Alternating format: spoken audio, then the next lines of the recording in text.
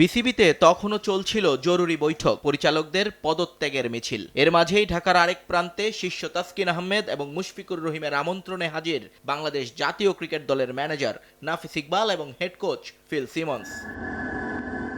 দেশের ইতিহাসে প্রথমবার বাজারে নিজেদের নামে সুগন্ধি আনলেন দুই ক্রিকেট তারকা। তাও একা নয়, তাদের সঙ্গী দেশ ছাড়িয়ে পাকিস্তানের বিখ্যাত এক ব্র্যান্ড। ওয়াসিম আকরাম, শহীদ আফ্রিদি রাজার শুভেচ্ছা দূত। এবার তাদের সঙ্গে যুক্ত হলেন ঢাকা এক্সপ্রেস তাসকিন আহমেদ এবং জাতীয় দলের মিস্টার ডিপেন্ডেবল মুশফিকুর রহিম।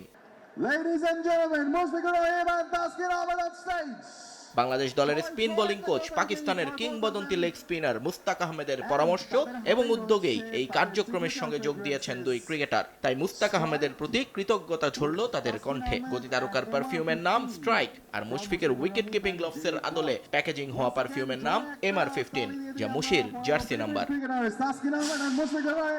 জাঁকজমক এই আয়োজনে যখন পুরোদমে ব্যস্ত সবাই, ঠিক তখনই বাতাসে খবর আসে মন খারাপের। ভারতীয় ক্রীড়া গণমাধ্যমগুলোর বরাতে সবাই জানায়, আইসিসি টি20 বিশ্বকাপ থেকে বাদ পড়েছে বাংলাদেশ।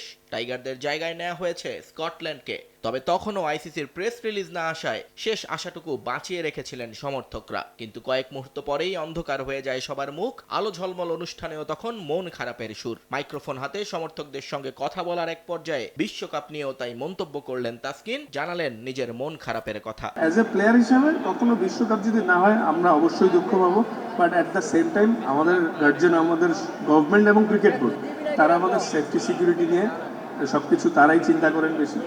তো হইলে অবশ্যই ভালো লাগবে, এবং যদি নাও হয় ভ্যালিড রিজন আপনাদেরকে সবাইকে বলেছে অলরেডি। স্বাভাবিকভাবেই এরপর আর অনুষ্ঠান চলেনি বেশিক্ষণ। নাফিস ইকবাল, ফিল সিমন্সরাও চলে যান দ্রুতই। তাসকিনকে রেখেই অনুষ্ঠান স্থল ছেড়ে যান মুশফিক। সবার শেষে মন খারাপকে সঙ্গী করে ঘরের পথ ধরেন তাসকিন আহমেদ। নিয়ন মুহাইমিন, সময় সংবাদ, ঢাকা।